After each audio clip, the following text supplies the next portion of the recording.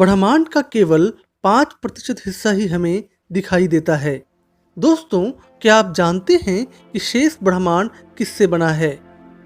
पिछली वीडियो में दोस्तों मैंने आपको बताया था कि किस तरह हमारा यूनिवर्स करीब 13.8 अरब वर्ष पहले हुए महाविस्फोट यानी बिग बैंग के बाद से ही लगातार फैलता जा रहा है।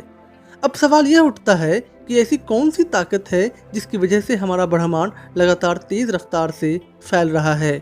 आकाश गंगाएं एक दूसरे से दूर जा रही हैं। वैज्ञानिकों का मानना है कि ऐसा डार्क एनर्जी और डार्क मैटर के कारण हो रहा है।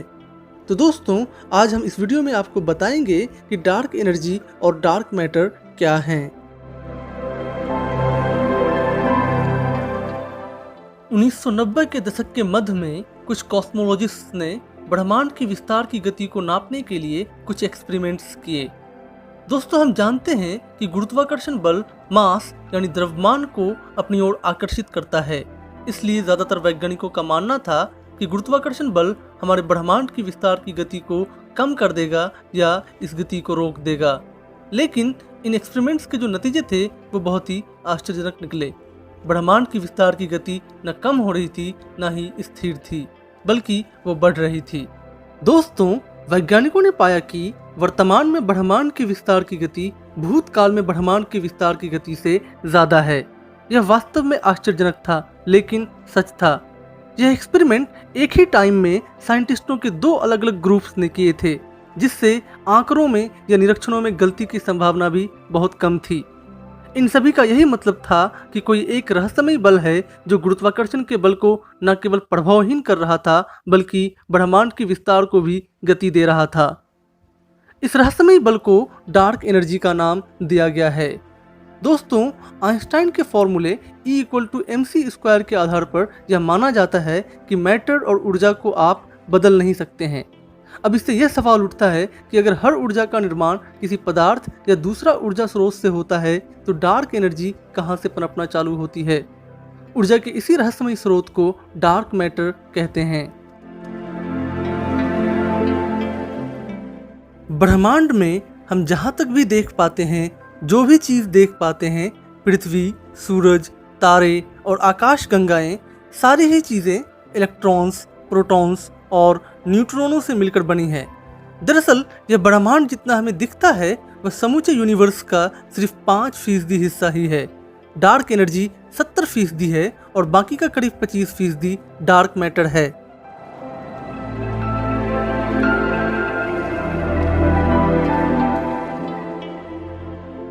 दोस्तों, क्या आपको पता है कि आइंस्टाइन पहले इंसान थे जिन्होंने यह महसूस किया था कि अंतरिक्ष का मतलब शून्य नहीं है, यानी अंतरिक्ष खाली जगह नहीं है, वह खाली होने के बावजूद कुछ विचित्र गुणधर्म रखता है। आइंस्टाइन के जनरल थ्योरी ऑफ रिलेटिविटी यानी सामान्य सापेक्षतावाद के सिद्धांत के अनुसार अंतरिक्ष की अपनी ऊर्जा होती है, जिसे उन्होंने कॉस्मोलॉजिकल कांस्टेंट यानी ब्रह्मांडीय स्थिरांक कहा था। यह ऊर्जा खाली जगह की ही है, इसी को हम डार्क एनर्जी कहते हैं। अंतरिक्ष के विस्तार के साथ इस ऊर्जा में कभी कोई कमी नहीं आएगी। ज़्यादा खाली जगह के निर्माण के साथ खाली जगह की ऊर्जा में भी बढ़ोतरी होगी। यही ऊर्जा, जिसे हम डार्क एनर्जी कहते हैं, ब्रह्मांड के विस्तार को गति देने का काम करती है। डार्क एनर्जी हमारे आसपास हर जगह मौजूद है, पर यह हमें दिखाई नहीं देती, इसलिए इसे हम डार्क कहते हैं। इसे हम न तो माप सकते हैं और न ही इसकी जांच कर सकते हैं, पर हाँ दोस्तों, इसका असर हमें महसूस होता है।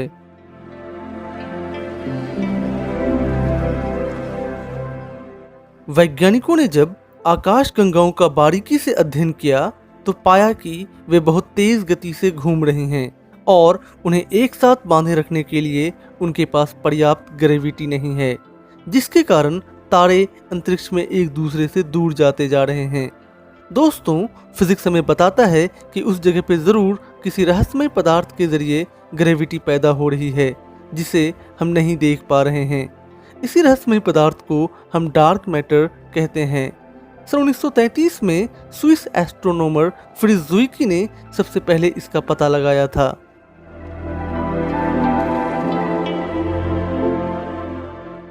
डार्क मैटर को देखना मुमकिन नहीं है, लेकिन इसका असर दिखता है। दरअसल डार्क मैटर ही इतनी ताकतवर ग्रेविटी पैदा कर रहा है कि आकाशगंगा के सारे तारे एक ही गैलेक्सी में बंधे रहते हैं, वे इधर उधर नहीं बिखरते हैं। डार्क मैटर बैरियोनिक मैटर यानी वे पदार्थ जो इलेक्ट्रॉन्स, प्रोटॉन्स और न्यूट्रॉनों से मिलकर बने हैं के साथ कोई इंटरेक्शन नहीं करता है। डार्क मैटर इलेक्ट्रोमैग्नेटिक रेडिएशन को न तो एब्जॉर्ब करता है और ना ही उसे रिफ्लेक्ट करता है, जिसके कारण इसे डिटेक्ट कर पाना अभी तक मुमकिन नहीं हो पाया है। यह एटम और मॉलिक्यूल से ना बना होकर ऐसे जटिल और अनोखे कणों से बना है जिनके बारे में हमें अभी तक पता नहीं चला है।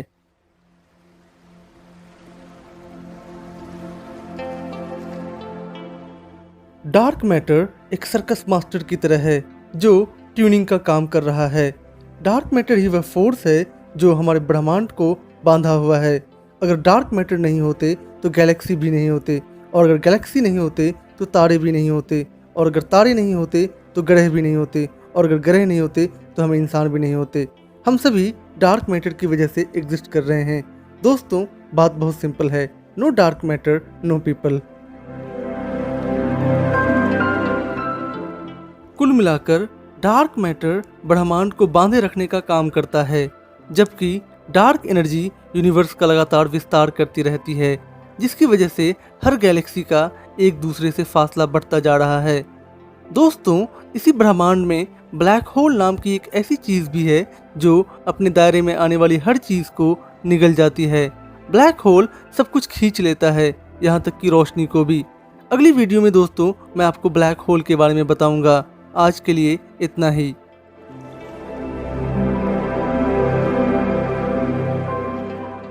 दोस्तों, उम्मीद है आपको वीडियो पसंद आई होगी। प्लीज़ हमारे वीडियोस को लाइक एंड शेयर करते रहें, और अगर अभी तक आपने हमारा चैनल सब्सक्राइब नहीं किया है तो प्लीज़ जल्दी से इसे सब्सक्राइब कर लें और बेल आइकन दबा दें। धन्यवाद।